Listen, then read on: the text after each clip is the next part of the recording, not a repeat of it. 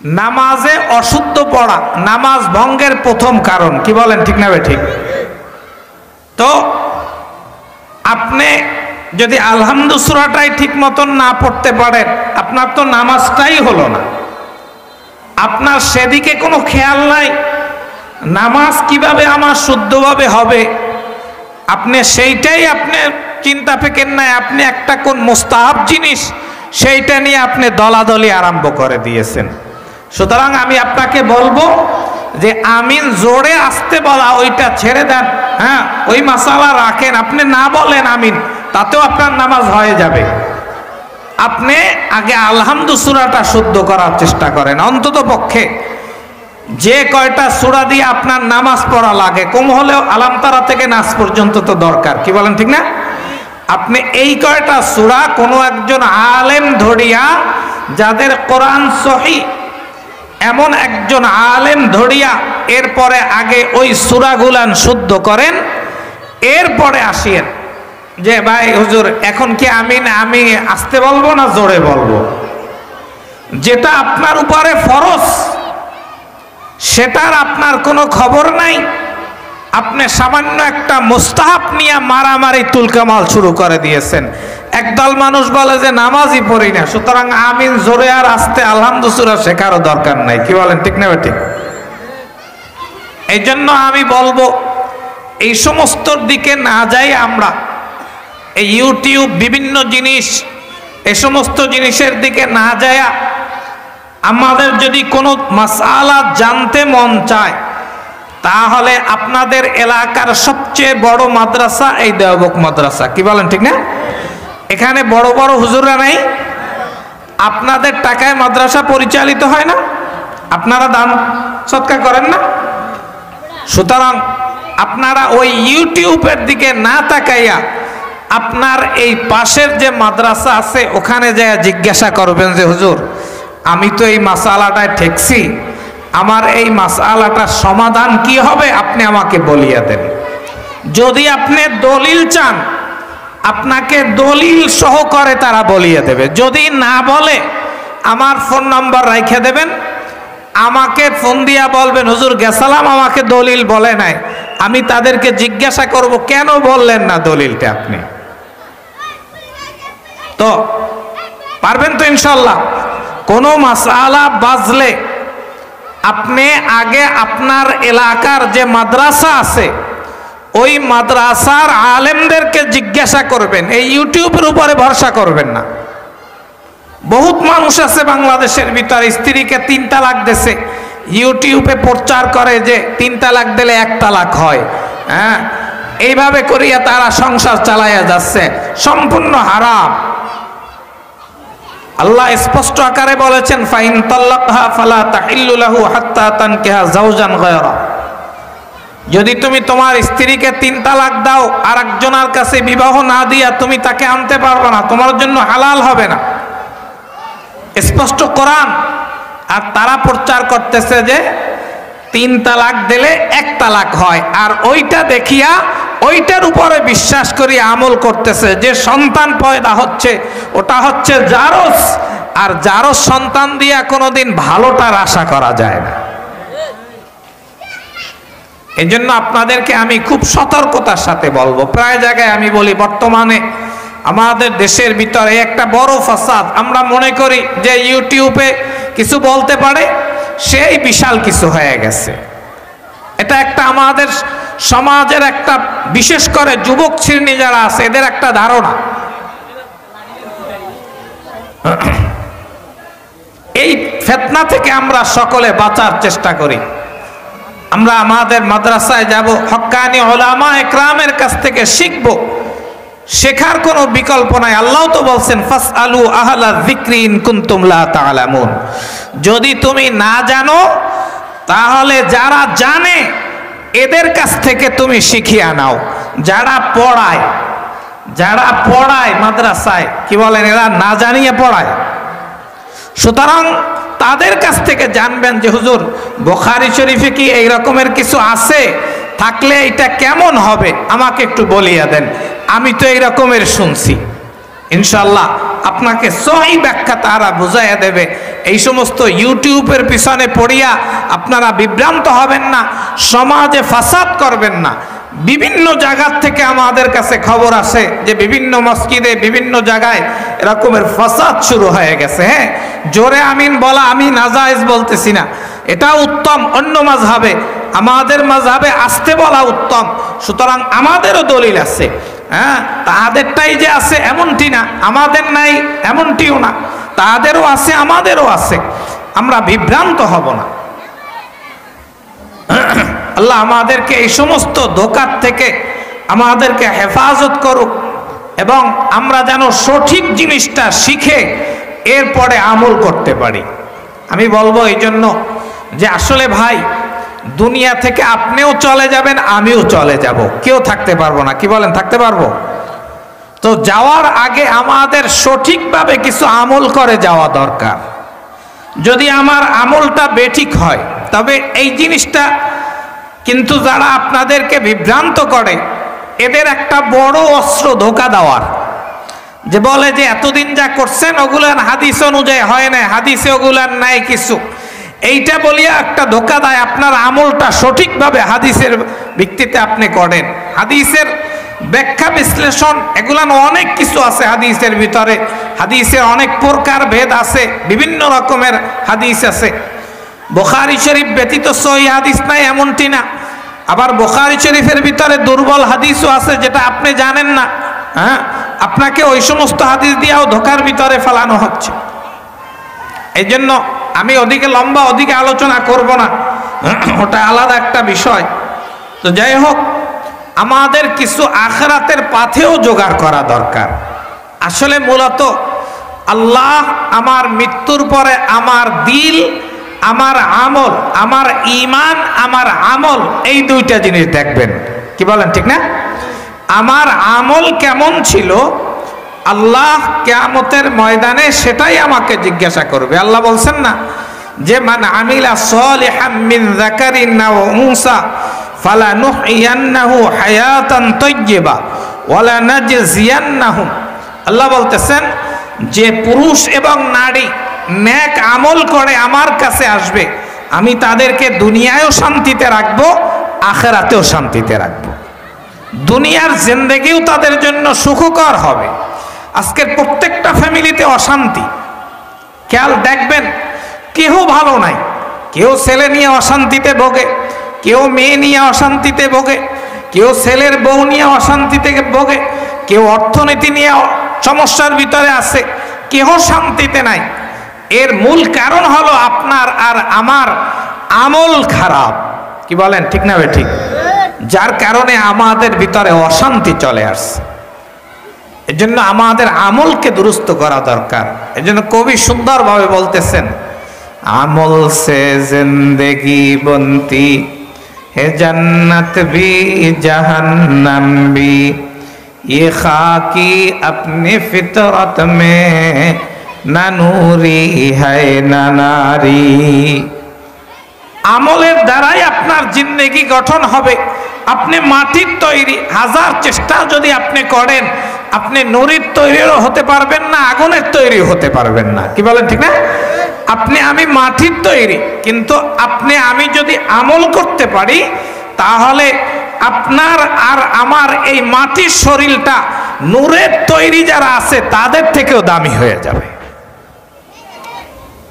আর যদি আমল না করতে পারি তাহলে আপনি আমি কুকুর শ্রীগাল থেকেও নিকৃষ্ট। এই জন্য সময় অনেক নষ্ট করেছি আমরা, জীবনের অনেক দিন চলে গেছে, কারো 60 বছর, কারো 70 বছর চলে গেছে জীবন থেকে। আমাদের কিছু সহিভাবে আমল করা দরকার। কি বলেন, ঠিক না ভাই? ঠিক।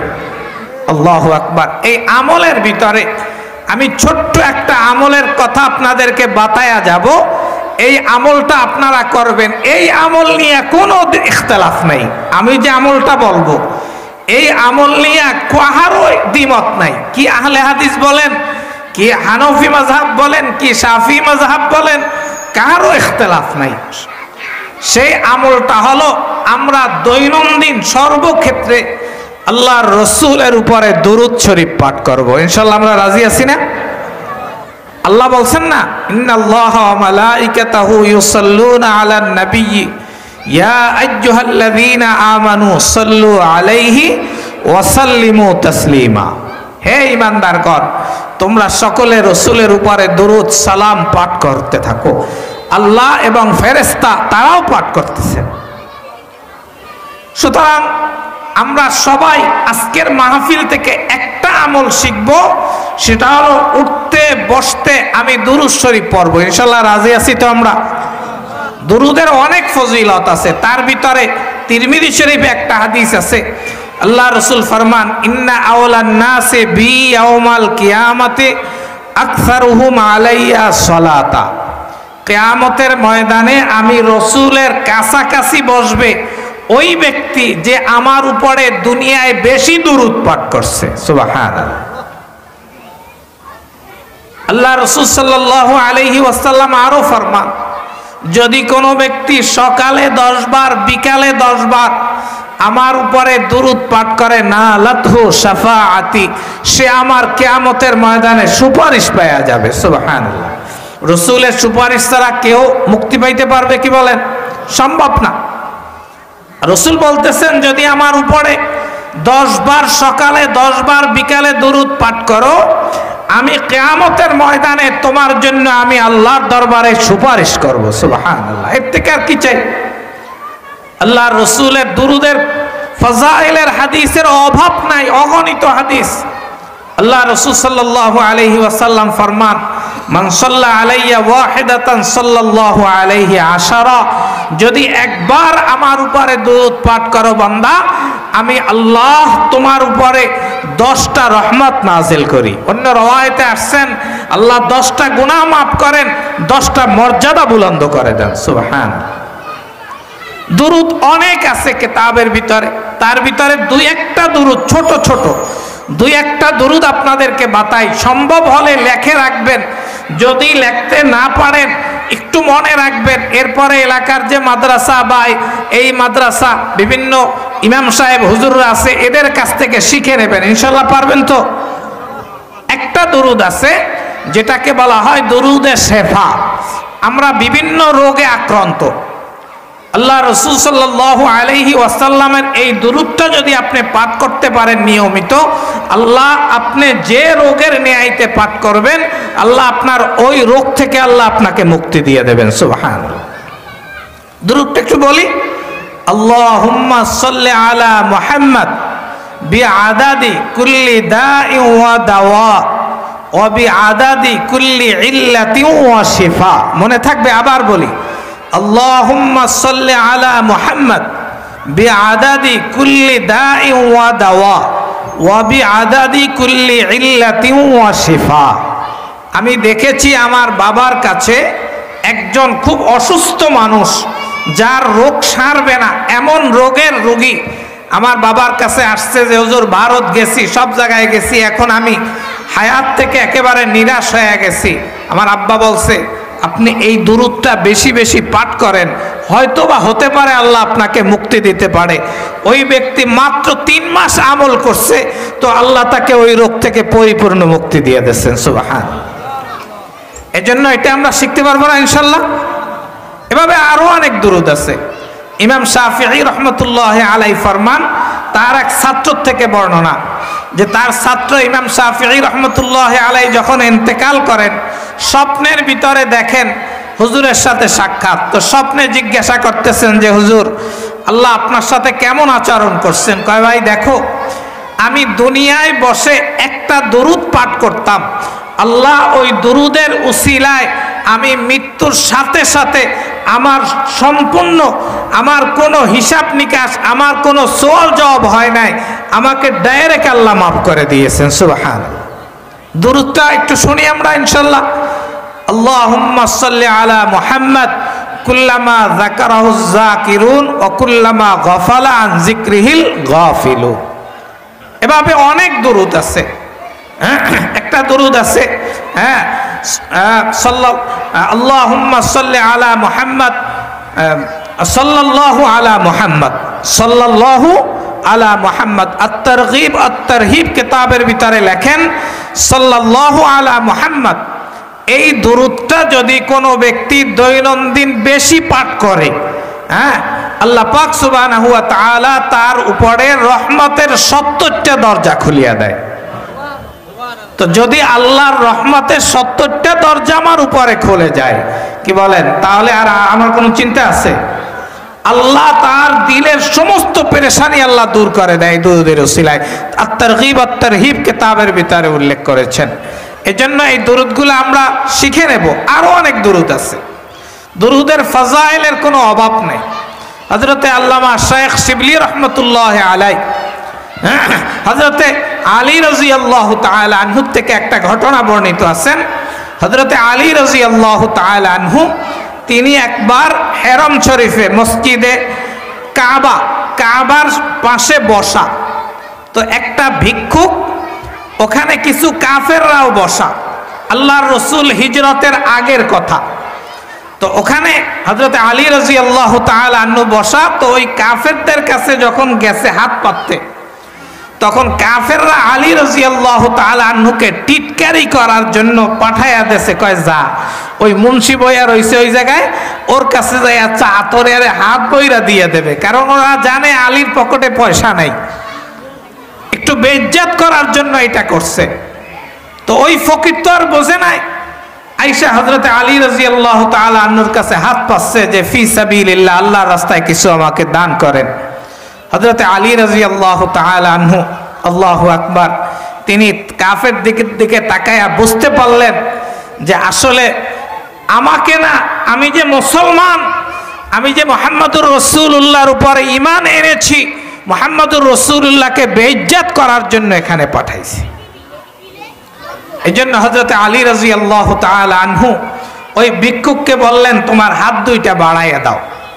হাত দুইটা যখন মেইলা দিছেন, হযরত আলী রাদিয়াল্লাহু তাআলা আনহু দুরূদে ইব্রাহিম, আমরা নামাজে পড়ি না, সবাই পড়ি না, ওই দুরূদে ইব্রাহিম পড়িয়া ওই ভিক্ষুকের হাতের ভিতরে ফু দিয়া এরপরে বলছেন হাত দুইটা মুঠ করো। ওইভাবে হাত দুইটা নিয়া ওই কাফেরদের সামনে যায়া খুলবা, এর আগে খুলবা না। সুবহানাল্লাহ।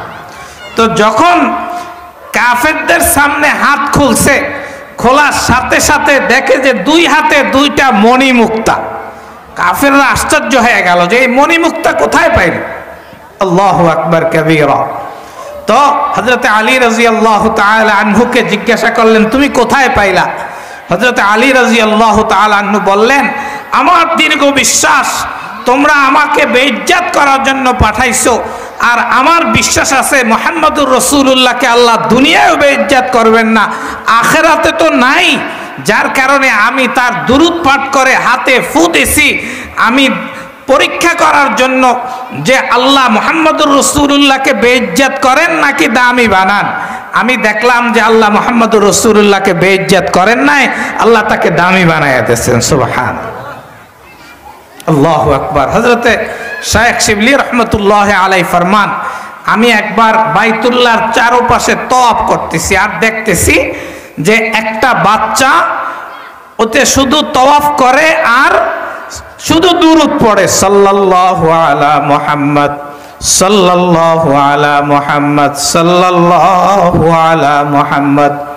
হযরতে শাইখ শিবলি রহমতুল্লাহ আলাইহি ফরমান, আমি ওই বাচ্চাটাকে জিজ্ঞাসা করলাম, বাবা এদিকে আসো, আমার কাছে আসো। ওই বাচ্চাটা আমার কাছে আসার পরে আমি তাকে বললাম, বাবা বাইতুল্লাহ তওয়াফের এক একটা দোয়া আছে, তুমি কি সেই দোয়াগুলান পারোনি? ওই বালক আমাকে উত্তর দিলেন, চাচা আমি দোয়াগুলান খুব সুন্দর ভালোভাবে পারি। হযরতে শাইখ শিবলি রহমতুল্লাহ আলাইহি বললেন, বাবা যদি তুমি দোয়াগুলান পারো তাহলে কেন তুমি এই দুরূদ বারবার এখানে তওয়াফের সময় পাঠ করতেছো?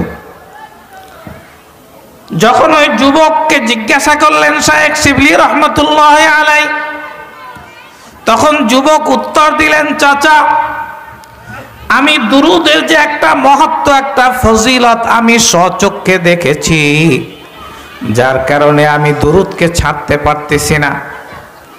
হযরতে শাইখ শিবলি রহমতুল্লাহ আলাইহি বললেন যে, বাবা তুমি দুরূদের কি ফজিলত দেখেছো আমাকে একটু খুলিয়া বলো।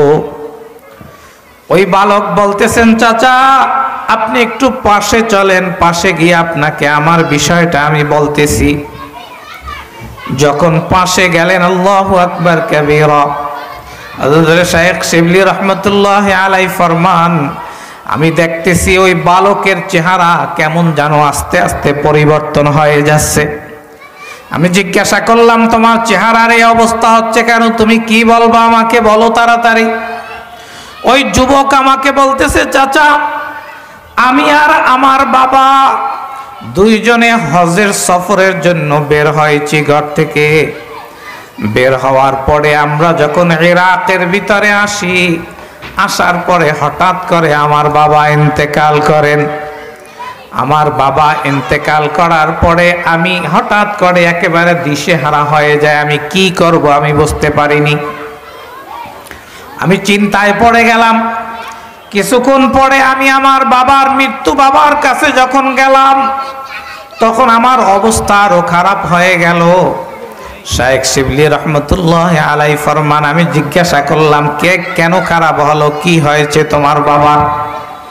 ওই বালক চোখের পানি ছাড়িয়া দিয়া বলতেছে, চাচা আমি যখন কাছে গেলাম, যাওয়ার সাথে সাথে আমি দেখতেছি আমার বাবার চেহারা আর আমার বাবার চেহারা নাই।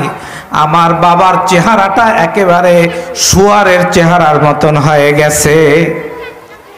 আমি এবার খুব ভয় পেয়ে গেলাম মনে মনে, যে আমি যদি সকালবেলা দাফন কাফনের জন্য এলাকার মানুষদেরকে ডাকি, আর এলাকার মানুষ যদি আসিয়া দেখে যে এই ব্যক্তির চেহারা শুয়ারের চেহারা হয়ে গেছে, তাহলে সকলে ভাববে যে একটা অভিশপ্ত মানুষ। সুতরাং এদেরকে এখান থেকে তাড়াতাড়ি তাড়াইতে হবে। আমি খুব ভয় পেয়ে গেলাম আর চিন্তায় পড়ে গেলাম। আমি এশার নামাজ আদায় করলাম। চিন্তা করতে করতে আস্তে আস্তে রাত গভীর হয়ে গেল। গভীর হওয়ার পরে আমি আমার বাবার লাশের পাশে বসে কান্না করতেছি। হঠাৎ করে আমি আমার বাবার লাশের পাশে আমার চোখ দুইটা বুজে আসলো। আমি আস্তে করে ঘুম পড়ে গেলাম। আমি ঘুম পড়ার সাথে সাথে দেখতেছি লম্বা সুন্দর দাড়ি, চাপ দাড়িওয়ালা, মাথায় সুন্দর পাগড়ি, লম্বা জামা, এত সুন্দর নুরানি চেহারাওয়ালা মানুষ আমার জীবনে আমি কোনোদিন দেখি নাই। সেই মানুষটা আমার কাছে আসিয়া বলতেছে, হে যুবক, তোমার চেহারা এরকমের মলিন হয়ে গেল কেন? কি হয়েছে, কি ব্যাপার? হযরত শাইখ শিবলি রহমতুল্লাহ আলাইহি বলেন, আমি খুব আরো আগ্রহ হইয়া ওই যুবকের বিষয়টা শোনার জন্য আরো আগ্রহী হলাম। আমি বললাম যে এরপরে কি হয়েছে? আমি ওই চাচাকে জিজ্ঞাসা করলাম, ওই বৃদ্ধ মানুষটাকে জিজ্ঞাসা করলাম যে আপনি কে? উনি বললেন যে আমি কে সেটা জানবা পরে, আগে তুমি বলো তোমার চেহারা এরকমের মলিন কেন? আমি তাকে বললাম যে চাচা, আমার চেহারা মলিন হওয়ার কারণ হলো আমি যখন হজের সফরে বের হয়েছি, আমার বাবা এখানে ইন্তেকাল করেছেন। স্বপ্নের ভিতরে আমি বলতেছি, আমার বাবা ইন্তেকাল করার সাথে সাথে আমি দেখতেছি আমার বাবার চেহারাটা অন্য আকৃতি হয়ে গেছে। আমার বাবার চেহারাটা শুয়ারের চেহারায় পরিণত হয়ে গেছে। এখন আমি চিন্তার ভিতরে পড়ে গিয়েছি যে আমার বাবার চেহারা যদি শুয়ারের আকৃতি হয়ে যায়, তাহলে মানুষ তো আমাদেরকে সিসি করবে, বলবে এরা কোন যেন অভিশপ্ত মানুষ। আল্লাহু আকবার। হযরত শাইখ শিবলি রহমতুল্লাহ আলাইহি ফরমান, আমি ওই যুবককে বললাম এরপরে কি হয়েছে? এরপরে ওই ব্যক্তি আমাকে আস্তে করে আমার বাবার কাছে ধরে নিয়ে গেল। ধরে নিয়ে যাওয়ার পরে আমার বাবার চেহারার উপরে আস্তে করিয়া হাতটা বুলাইয়া দিলেন। হাতটা বুলাইয়া দেওয়ার সাথে সাথে আল্লাহু আকবার, আমার বাবার চেহারাটা দেখতেছি আর এখন আর শুয়ারের চেহারা নাই। আমার বাবার চেহারাটা এত সুন্দর নুরানি চেহারা হয়ে গিয়েছে যে একেবারে পূর্ণিমার চাঁদের থেকে উত্তম। আমার বাবার চেহারার দিকে তাকায়া থাকতে মন চায়। আমি বুঝতে পারলাম না, আমি স্বপ্নের ভিতরেই জিজ্ঞাসা করলাম আপনি কে? আমি দেখতেছি ওই বয়স্ক মানুষটা, সুন্দর নুরানি চেহারাওয়ালা মানুষটা চলে যাচ্ছেন। আমি পিছন দিয়ে আসতে তার জামাটা টেনে ধরলাম। স্বপ্নের ভিতরে আমি বললাম আপনি কে? এত বড় আমার উপকার করার জন্য এখানে এসেছেন? ওই ব্যক্তি আমাকে স্বপ্নের ভিতরে উত্তর দেয়, দেখো আমি হলাম আখিরি জামানার পয়গম্বর মুহাম্মদুর রাসূলুল্লাহ সাল্লাল্লাহু আলাইহি ওয়াসাল্লাম। আমি জিজ্ঞাসা করলাম যে আপনি কেন এখানে আসলেন, কিভাবে আপনি খবর পেলেন আমার বাবার এই অবস্থা হয়ে গিয়েছে? আল্লাহু আকবার। তখন আমাকে মুহাম্মদুর রাসূলুল্লাহ সাল্লাল্লাহু আলাইহি ওয়াসাল্লাম আমাকে উত্তরের ভিতরে বলতেছে, দেখো আল্লাহ রাসূল হাদিসে পাকের ভিতরে ইরশাদ ফরমান, ইন্না লিল্লাহি মালাইকাতান ফিল আরদি সাইয়াহিনা ফিল আরদি ইউবাল্লিগুনা মিন উম্মতি আসসালাম। দুনিয়ার ভিতরে সারা পৃথিবীতে আল্লাহ এমন কতগুলা ফেরেশতা নিয়োজিত করে রেখেছেন যারা সর্বক্ষণ 24 ঘন্টা সারা পৃথিবীতে ভ্রমণ করতে থাকে আর মানুষের দ্বারে দ্বারে যায়, আর যেখানে শুনে আল্লাহর রাসূলের উপরে দরুদ পাঠ করা হচ্ছে, আল্লাহুম্মা সাল্লি আলা রূহি মুহাম্মাদিন ফিল আরওয়াহ ওয়াসাল্লি আলা জাসাদি মুহাম্মাদিন ফিল আজসাদ ওয়াসাল্লি আলা কবরি মুহাম্মাদিন ফিল কুবুর। যেখানে শুনে দরুদ পড়ে সাল্লাল্লাহু আলা মুহাম্মদ সাল্লাল্লাহু আলা মুহাম্মদ, যেখানে রাসূলের উপরে দরুদ পাঠ করা হয়, ওই ফেরেশতা আল্লাহ নিয়োজিতই করছেন এই জন্য যে তারা ওখান থেকে ওই দরুদটা নিয়ে আমার রওজার ভিতরে পৌঁছায়া দিয়ে আসে। সুবহানাল্লাহ। কিন্তু আফসোস লাগে আমাদের দেশে একদল মানুষ আছেন যারা বলেন যে যেখানে দরুদ পড়া হয় সেখানে নাকি রাসূল সরাসরি উপস্থিত হয়ে যান। নাউজুবিল্লাহ। আল্লাহর রাসূল বলতেছেন যে আল্লাহ ফেরেশতা নিয়োজিত করে দিয়েছেন যে যেখানে আমার উপরে দুরূদ পড়া হয়, সালাম পড়া হয়, ওইটা আমার কাছে পৌঁছায়া দেওয়ার জন্য ফেরেশতা আল্লাহ নিয়োজিত করে দিয়েছেন। আর ও বলতেছেন যে না, হ্যাঁ ওখানে ফেরেশতা নাই, রাসূল নিজে আইসা যায়। আল্লাহ আমাদেরকে এই আকীদা বিশ্বাস থেকে হেফাজত করুক। হাজের নাজের একমাত্র আল্লাহ। যদি ওইটাকে আমি রাসূলকে মনে করি তাহলে এটা শিরক হয়ে যাবে। হ্যাঁ, যার কারণে এইটা কখনো দিলের ভিতরে আনা যাবে না। এইটা মনে করে অনেক মানুষ ওখানে দাঁড়ায়া যায়। কি বলেন, দাঁড়ায় না? দাঁড়ায়া যায়, দাঁড়াইয়া এরপরে যা যা পড়ে কোন কিতাবে পাইছে আল্লাহ মালুম, জানি না। আলহামদুলিল্লাহ, আমি আপনাদের দোয়ার বরকতে বুখারী শরীফ পড়াইছি, মুসলিম শরীফ পড়াইছি, তিরমিজি শরীফ পড়াইছি, এ টু জেড পুরোটা। হ্যাঁ, এরপরে ইবনে মাজাহ শরীফ পড়াইছি, বাকি কিতাব তো পড়েছি, কিন্তু কোথাও ওগুলান দেখি নাই। এরা কোথায় পাইছে আল্লাহ মালুম, জানি না। হ্যাঁ, ওইগুলান সুন্দর দাঁড়াইয়া পাঠ করে আর বলে এগুলারই নাকি দরুদ। তো আমি একদিন একজনকে জিজ্ঞাসা করেছিলাম যে এইটা যদি দরুদ হয়, আপনি যদি কোনো সহি কিতাব দিয়ে দেখাইতে পারেন, আমি আপনাকে 50 লক্ষ টাকা পুরস্কার দেব। তো উনি বলেন আমরা তো শুনছি যে এগুলান আছে কিতাবের ভিতরে। আমি কে শোনা কথা বলবেন কেন? আপনি একজন আলেম মানুষ, আপনি বলবেন দলিলের সাথে বলবেন। কি বলেন, ঠিক না? লোকমান হাকিম বলেছেন, হারচে বগো বহুজ্জত বগো, যা বলবা দলিল সহকারে বলো, বিনা দলিলে কেন বলতে যান? আপনি আপনার কথার উপরে প্রমাণ নিয়ে আসেন, একটা দুর্বল হাদিস হলেও নিয়ে আসেন, আপনার কথাটা বিশ্বাস করব।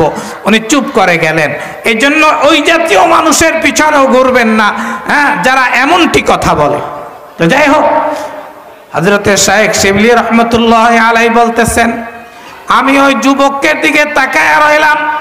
ওই যুবক বলতেছেন, আমি মুহাম্মদুর রাসূলুল্লাহ সাল্লাল্লাহু আলাইহি ওয়াসাল্লামকে জিজ্ঞাসা করলাম যে হুজুর, আপনি কিভাবে খবর পাইলেন যে আমার বাবার এই অবস্থা, আমার বাবার দুরবস্থা আপনি কিভাবে টের পেলেন? মুহাম্মদুর রাসূলুল্লাহ সাল্লাল্লাহু আলাইহি ওয়াসাল্লাম আমাকে উত্তর দিলেন যে তোমার বাবা দৈনন্দিন এশার নামাজের পরে আমার উপরে 300 বার দরুদ পড়তেন। ওই দরুদ পৌঁছানোর জন্য যেই ফেরেশতা নিয়োজিত ছিল, ওই ফেরেশতা যখন আজকের আমার কাছে গেছে, আমি দেখি ফেরেশতার মুখটা মলিন। আমি জিজ্ঞাসা করলাম, কি ব্যাপার, তোমার মুখটা এভাবে মলিন কেন, কি হয়েছে তোমার? আল্লাহু আকবার।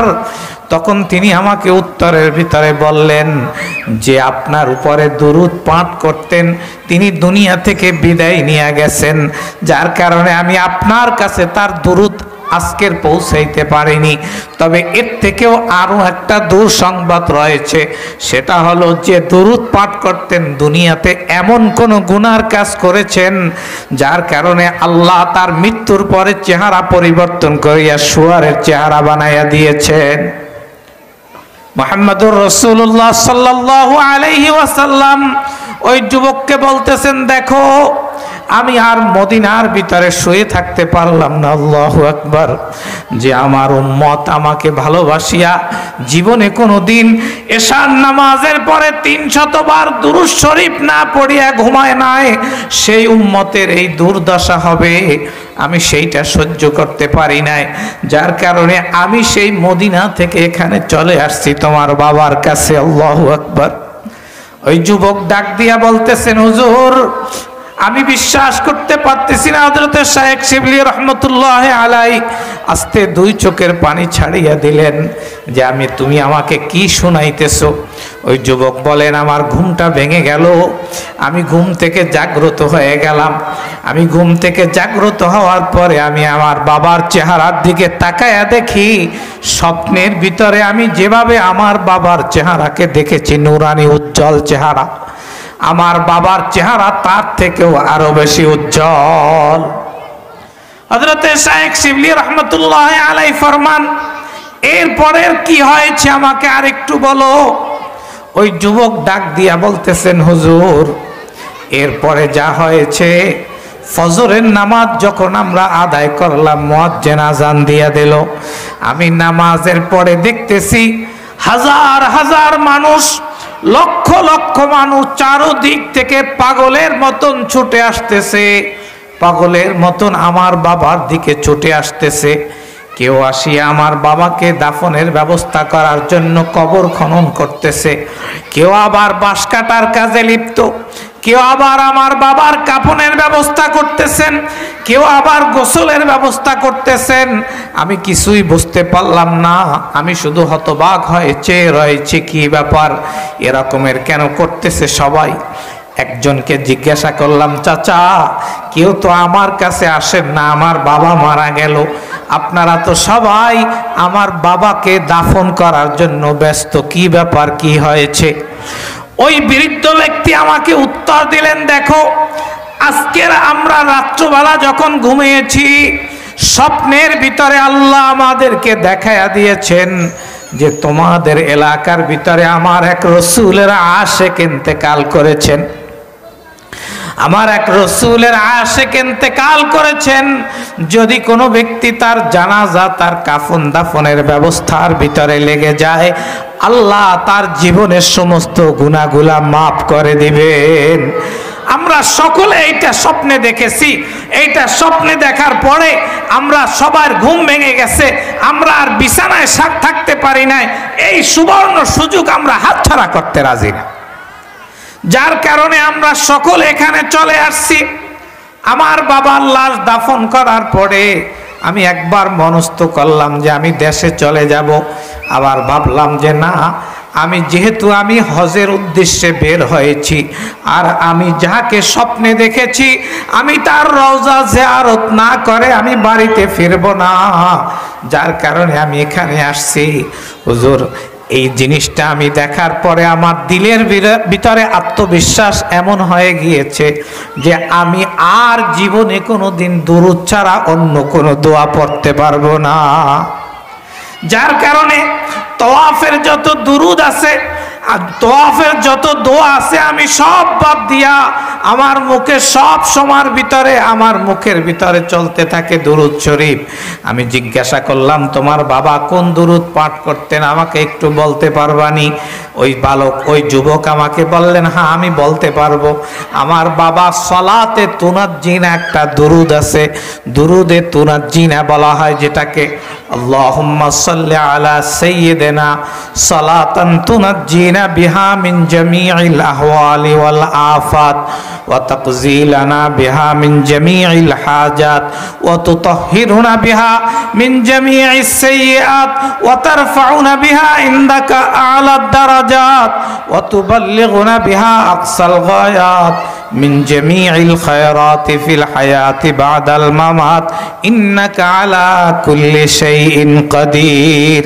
আমার বাবাকে আমি প্রতিদিন এশার নামাজের পরে এই দুরূদটা 300 বার পাঠ করার জন্য আমি শুনেছি।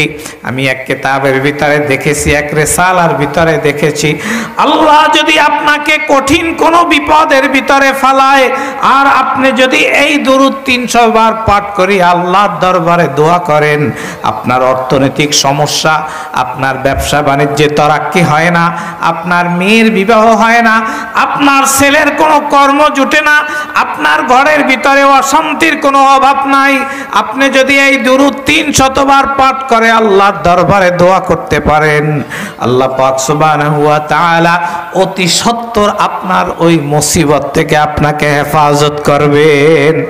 এই জন্য দুরুদের কোনো বিকল্প নাই। আমরা বেশি বেশি রসুলের উপরে দুরুদ পড়বো, ইনশাল্লাহ পারবো না? দুরুদের ফাজাইলের কোনো অভাব নাই। জনাবে রাসূলুল্লাহ সাল্লাল্লাহু আলাইহি ওয়াসাল্লাম ফরমান, যদি কোনো ব্যক্তি 70 বার দৈনন্দিন আমার উপরে দুরূদ শরীফ পাঠ করে, মুসনাদে আহমদের ভিতরে উল্লেখ আছেন, যদি কোনো ব্যক্তি দৈনন্দিন 70 বার আমি মুহাম্মদুর রাসূলুল্লাহর উপরে দুরূদ পাঠ করে, মৃত্যুর পরে আল্লাহ তাকে শহীদের মর্যাদা দান করবেন।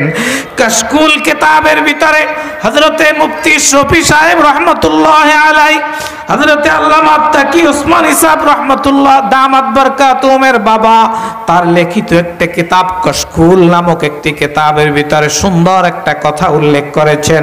একজন ব্যক্তি মসজিদে নববীর পাশে আল্লাহর রসুলের রওজার পাশে দাঁড়ায়া দাঁড়ায়া রসুলের প্রেমে আসক্ত হইয়া চোখের পানি ছাড়িয়া দিয়া দুরূদ পাঠ করতেছেন, আল্লাহুম্মা সাল্লি আলা মুহাম্মাদিন ওয়া আলা আলি মুহাম্মাদ কামা সাল্লাইতা আলা ইব্রাহিম ওয়া আলা আলি ইব্রাহিম ইন্নাকা হামিদুম মাজিদ আল্লাহুম্মা বারিক আলা মুহাম্মাদিন ওয়া আলা আলি মুহাম্মাদ কামা বারাকতা আলা ইব্রাহিম ওয়া আলা আলি ইব্রাহিম ইন্নাকা হামিদুম মাজিদ।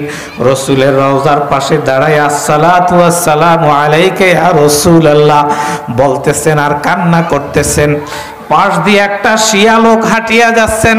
মুফতি শফি সাহেব রহমতুল্লাহ আলাই লেখেন, ওই শিয়া লোকটা পাশ দিয়ে বারবার যাচ্ছেন আর দেখতেছেন যে মুহাম্মদুর রাসূলুল্লাহর উপরে দুরূদ পাঠ করেন। শিয়ারা মনে করেন যে আল্লাহ নবুয়তি দিয়েছিল আলীকে, ভুল করে ওই জিবরাইল ভুল করে নবুয়তি দিয়েছেন মুহাম্মদকে, নাউজুবিল্লাহ। এইটা শিয়াদের আকীদা। তো ওই শিয়া লোকটা যখন আল্লাহর রসুলের উপরে দুরূদ পড়তেছেন, এইটা যখন দেখলেন আর কান্না করতেছেন, তখন ওর গায়ের ভিতরে জ্বালা দইরা গেছে। দেখবেন আমাদের এলাকার ভিতরেও একদল ইসলাম বিদ্বেষী বাস্তবে যারা আছেন, এলাকা যারা মুসল্লি নামাজ পড়ে নিয়মিত, এদেরকে চোখে দেখতে পারে না। কি বলেন, আছেন একদল নামাজে মসজিদে আপনি যাবেন কেবে মুসল্লি হয়ে গেছে, ওদিকে আবার উমুকের হক ঠগাই খায়। হক তো সবাই ঠগায়, এই জন্য কি নামাজে ওটা নামাজ পড়তে গেছে এটা দোষ হয়ে গেলে নাকি? কি বলেন? আপনিও ঠগান, সেও ঠগায় না হয় তো আপনার থেকে তো সে ভালো, অন্তত সে মসজিদে গিয়ে নামাজ পড়তেছেন। আল্লাহ তো বলতেছেন নামাজ পড়ো, ইন্নাস সালাতা তানহা আনিল ফাহশাই ওয়াল মুনকার। তুমি নামাজ পড়ো, আস্তে আস্তে ওই হক ঠগানো দোষ আমি আল্লাহ তার থেকে দূর করে দেব। কি বলেন, ঠিক না? সে তো ভালো, তুই যে ও নামাজ পড়তে গেলে আরে টিটকারি করলি, তোর তো ইমানই থাকবে না যদি তুই নামাজটাকে টিটকারি করিস। তো ওই শিয়া লোকটাও আল্লাহ রসুলের উপরে দরুদ পড়ার কারণে ওর দিলের ভিতরে জ্বালা ধইরা গেছে যে মুহাম্মদুর রাসূলুল্লাহর উপরে দরুদ পড়তেছেন, এই রকমের ও সহ্য করতে পারতেছে না। তো কি করা যায় ভাবতেছেন। ভাবতে ভাবতে ওই শিয়া লোকটার মাথার ভিতরে আসলো যে আমি ওর জিহ্বাটা কেটে দেব। জিহ্বা কাটার জন্য কৌশল অবলম্বন করলেন। ওই লোকটাকে আস্তে নিজের বাসায় দাওয়াত দিলেন, নিজের ঘরে দাওয়াত দিলেন। দাওয়াত দিয়া নিয়ে যায় আল্লাহু আকবার, সুন্দরভাবে ভালোভাবে আপ্যায়নের ব্যবস্থা করলেন। আপ্যায়নের ব্যবস্থা করিয়া তাকে সুন্দর খাবার দাবার খাওয়ানোর পরে একটা মারাত্মক ধারালো একটা ছুরি নিজের হাতের ভিতরে নিলেন।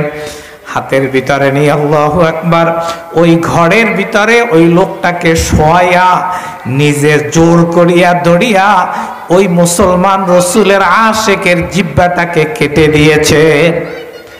কাটা জিহ্বা রসুলের আশেক হাতে নিয়ে রক্ত পড়া অবস্থায় দৌড়াইতে দৌড়াইতে রসুলের রওজার দিকে চলে যাচ্ছেন। মানুষ তাকায়া রইছেন, কে তার জিহ্বা কাটলো বুঝতে পারলেন না। ওই আশেক রসুলের রওজার কাছে গিয়া দাঁড়াইয়া বলতেছেন, ইয়া রাসূলুল্লাহ, ইয়া হাবিবাল্লাহ, আমি আপনার উপরে দুরূদ পড়ার কারণে আপনার শত্রু আমার এই অবস্থা করেছে। আমি আপনার কাছে বিচার দিচ্ছি, আমি দুনিয়া থেকে হয়তোবা এখনই বিদায় নিয়ে যাব। কিয়ামতের ময়দানে আপনি একটু আমার জন্য সাক্ষী দিয়েন যে আমি আপনার আশেক ছিলাম, আমি আপনাকে ভালোবেসেছি। আমি যেন কিয়ামতের ময়দানে আপনার সাথে কিয়ামতের ময়দানে উঠতে পারি। এই ব্যক্তি যখন এই কথা বললেন, হঠাৎ করে আল্লাহর কুদরত, আল্লাহর রসুলের কবর ফাঁক হয়ে ওই কিতাবের ভিতরে লেখেন যে একটা হাত বের হয়ে আসছে। যে হাতটা আসিয়া ওখানে ওই জিহ্বাটা আবার ঠিক জায়গা মতন বসায়া দিয়ে গেছে। সুবহানাল্লাহ। ওই ব্যক্তি ওখানে রসুলের রওজা জিয়ারত করার পরে আবার নিজের দেশে চলে গেলেন।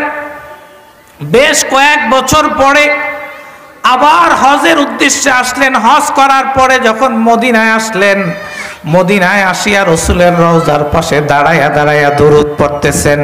সুন্দর, কত সুন্দর যারা আশেক রসুলের, আল্লাহু আকবার, যারা মদিনায় গিয়েছেন, যারা আপনারা হজে গিয়েছেন, রসুলের রওজার পাশে যদি কোনো ব্যক্তি সত্যিকারে ইশক ও মুহাব্বত নিয়ে, রসুলের ভালোবাসা নিয়ে যদি রসুলের রওজার পাশে দাঁড়ায় আর যখন বলে আসসালাতু ওয়াসসালামু আলাইকা ইয়া রাসূলুল্লাহ, আসসালাতু ওয়াসসালামু আলাইকা ইয়া হাবিবাল্লাহ, দেখিয়া রাখবেন যারা সত্যিকারে আশেক তাদের চোখ থেকে পানি না বের হইয়া থাকতে পারে না।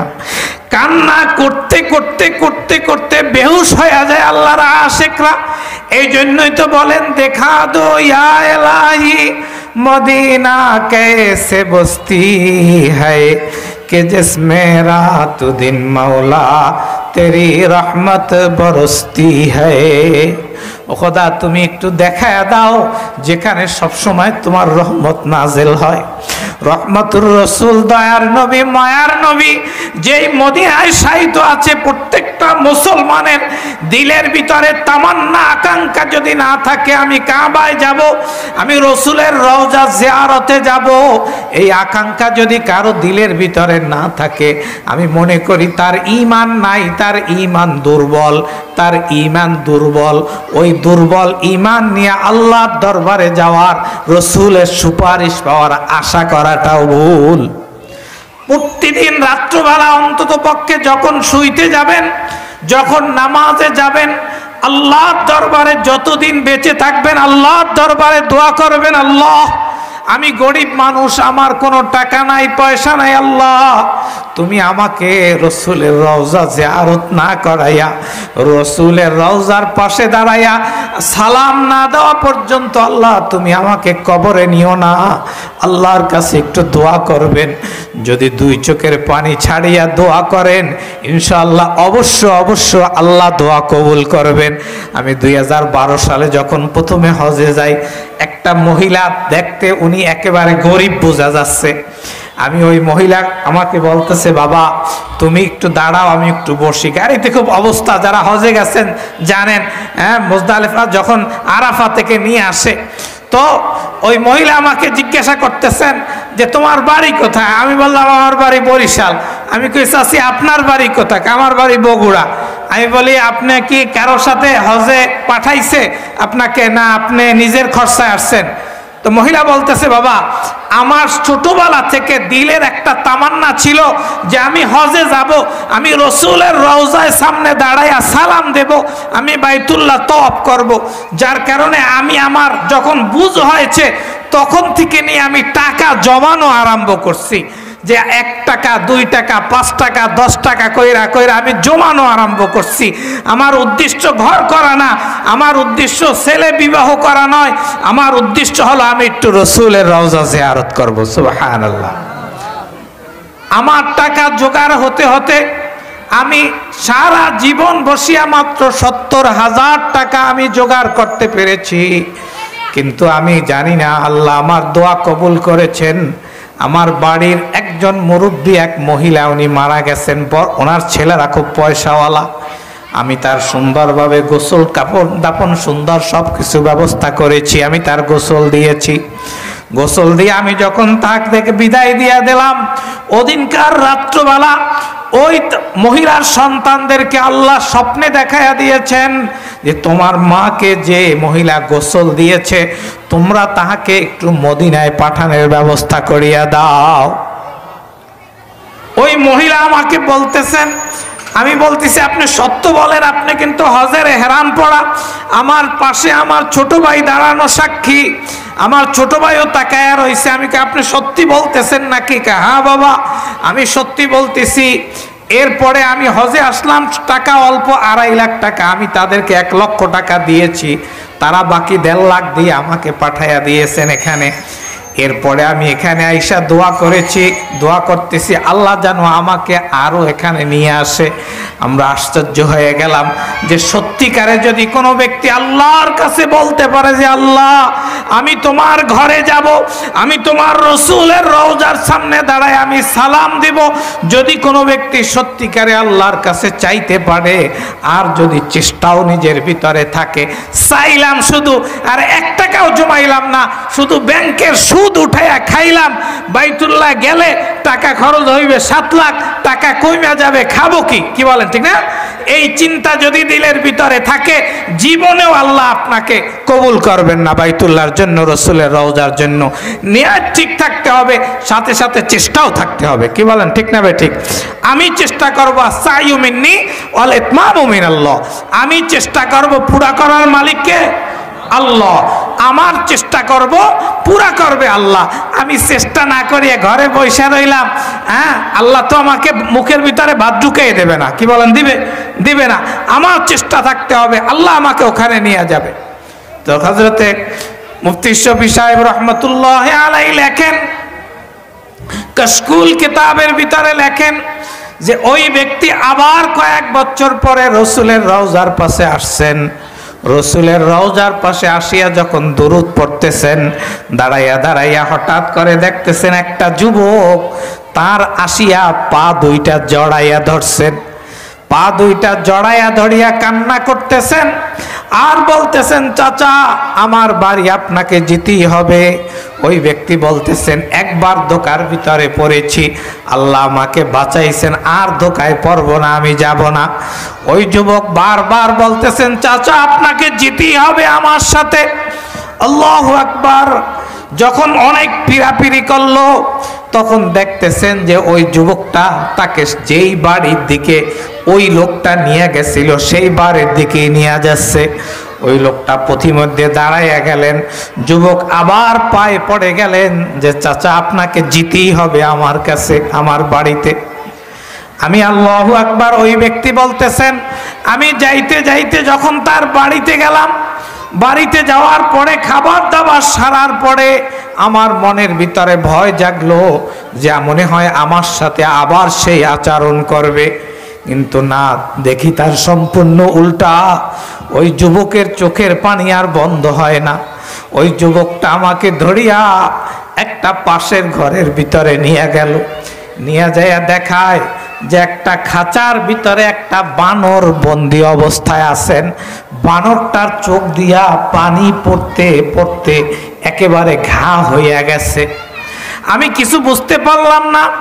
আমি যুবককে জিজ্ঞাসা করলাম যে তো কি ব্যাপার, তুমি আমাকে বানরটা দেখানোর জন্য কেন নিয়ে আসছো? ওই যুবক কান্নায় ভেঙে পড়লেন আর বললেন, চাচা আপনি এখান থেকে যাওয়ার পর থেকে নিয়া আমার বাবা এভাবে বানরে পরিণত হয়ে গিয়েছে।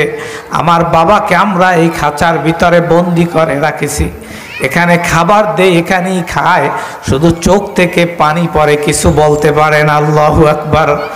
আমি সেদিন কার থেকে নিয়ে আমি রসুলের রওজার পাশে ঘুরতেছি আর তালাশ করতেছি, যদি সেই লোকটাকে আমি পাই আমি তাকে নিয়ে আসব। সে জীবিত আছে কিনা আমি জানি না। আমি এক মুহূর্তের জন্য রসুলের রওজা পাহারাদারি আমি ছাড়ি নাই। আমি পাহারাদারি করতে করতে করতে করতে আল্লাহ আপনাকে আবার মিলাইয়া দিচ্ছেন। আমি ছোট ছিলাম, এখন বড় হয়ে গেছি। চাচা আপনি একটু আল্লাহর কাছে দোয়া করেন আমার বাবাকে যেন আল্লাহ আগের চেহারায় ফিরাইয়া দেন। ওই ব্যক্তি বলতেছেন, বাবা দেখো আমি আল্লাহর কাছে দোয়া করতে পারি, কিন্তু তোমার বাবা রসুলের সাথে বেয়াদবি করেছে, এর শাস্তি তিনি পেয়ে গেছেন, সুতরাং আমি আর কিছু বলতে পারতেছি না। আমি আল্লাহর কাছে দোয়া করতে পারি তুমি বলতেছো, কিন্তু আল্লাহ তাকে মাফ করবে কিনা আমি তা বলতে পারতেছি না। আল্লাহু আকবার। তো ওই ব্যক্তি বলতেছেন, চলো বাবা তুমি আর আমি রসুলের রওজার কাছে চলে যাই। কাশকুল কিতাবের ভিতরে লেখেন, রসুলের রওজার কাছে ওই বালক ওই যুবকটাকে নিয়ে ওই ব্যক্তি চলে গেলেন। আল্লাহু আকবার। যুবকটাকে নিয়ে রসুলের রওজার পাশে দাঁড়াইয়া গেলেন।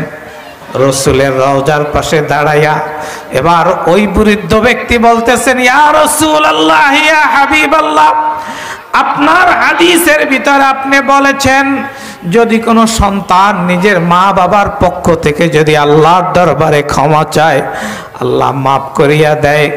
এই যুবকের দিলের ভিতরে শুভ বুদ্ধির উদয় হয়েছে, আল্লাহ তার দিলটাকে পরিবর্তন করে দিয়েছে। তার দিলের ভিতরে যে শিয়া আকীদা ছিল, তার দিলের ভিতরে যে রসুলের বিদ্বেষী আকীদা ছিল, আল্লাহ সেটা পরিবর্তন করে দিয়েছে। সুতরাং আপনার হাদিসের ভিত্তি করে আমরা এখানে এসেছি আপনার কাছে ক্ষমা চাওয়ার জন্য। আপনি একটু আল্লাহর দরবারে সুপারিশ করিয়া দেন, আল্লাহ যেন এই ব্যক্তির, আল্লাহু আকবার কাবীরা, আল্লাহ যেন তার বাবার চেহারাটা বানরের থেকে আবার মানুষের আকৃতিতে বানাইয়া দেয়। কিতাবের ভিতরে লেখেন, হযরতে মুফতি শফি সাহেব রহমতুল্লাহ আলাইহি লেখেন, যখন ওই যুবক আর ওই ব্যক্তি রসুলের রওজার পাশে দাঁড়ায়া দোয়া করলেন, আল্লাহু আকবার, আল্লাহ সাথে সাথে দোয়াকে কবুল করে নিয়েছেন।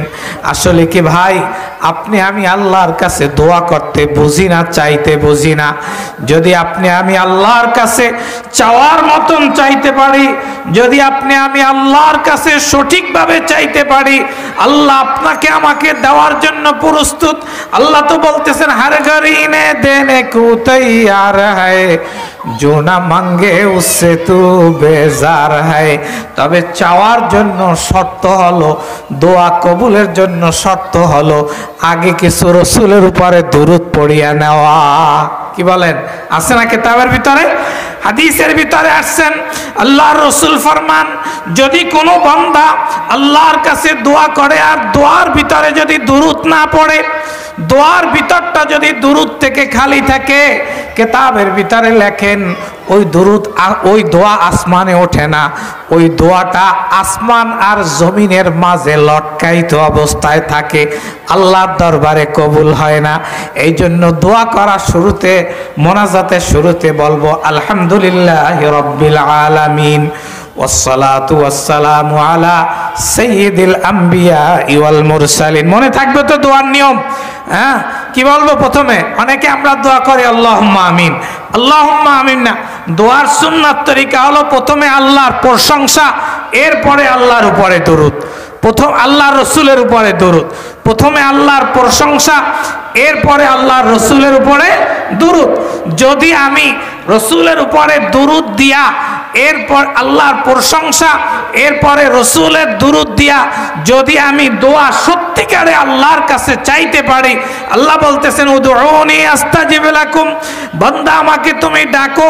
আল্লাহ প্রতিদিন আখিরি রাতের ভিতরে এই দুনিয়ার আসমানের ভিতর আসিয়া ডাকতে থাকে, আলা মিন মুস্তাগফিরিন ফাগফির আলা, আলা মিন মুস্তারজিকিন ফারজুকা, আলা মিন মুবতালিন ফাউআফিয়া। আল্লাহ রসুল ফরমান প্রতিদিন আল্লাহ আখিরি রাতের ভিতর আসিয়া ডাকতে থাকে, কার রিজিকের সমস্যা বান্দা আমি আল্লাহর কাছে সঠিকভাবে চাও, আমি আল্লাহর কাছে যদি তুমি সঠিকভাবে চাইতে পারো আমি আল্লাহ দেওয়ার জন্য প্রস্তুত। কিন্তু বান্দা আফসোস লাগে, তুমি তো আমার কাছে চাও না, তুমি চাইতে যাও দরগার কাছে, তুমি যাও হুজুরের কাছে, তুমি চাইতে যাও আরেকজনের কাছে। তুমি সেইটা না করিয়া যদি ডাইরেক্ট আমি আল্লাহর সাথে তুমি কানেকশন ঘটাইয়া দিতে পারো, আমি আল্লাহ দেওয়ার জন্য, তোমাকে দেওয়ার জন্য আমি আল্লাহ প্রস্তুত। কি বলেন? আল্লাহ আমাদেরকে দেবে না? আল্লাহ অবশ্যই দেবেন, কারণ আল্লাহ আপনাকে আমাকে বানাইছেন অনেক আদর করিয়া। আল্লাহ বলছেন না, ওয়ালাকাদ কাররামনা বানি আদম, আমি আদমের সন্তানকে সবচেয়ে সম্মানিত করেছি। আবার আল্লাহ বলেছেন লাকাদ খালাকনাল ইনসানা ফি আহসানি তাকওয়িম, আমি তোমাকে সুন্দর আকৃতি দিয়েছি। সবচেয়ে সুন্দর আকৃতি আল্লাহ মানুষকে দিয়েছেন। যদি মানুষ একেবারে কুৎসিত হয়, কালো হয়, কিন্তু এরপরেও মানুষ পৃথিবীর সবচেয়ে সুন্দর। কি বলেন? সুন্দর না?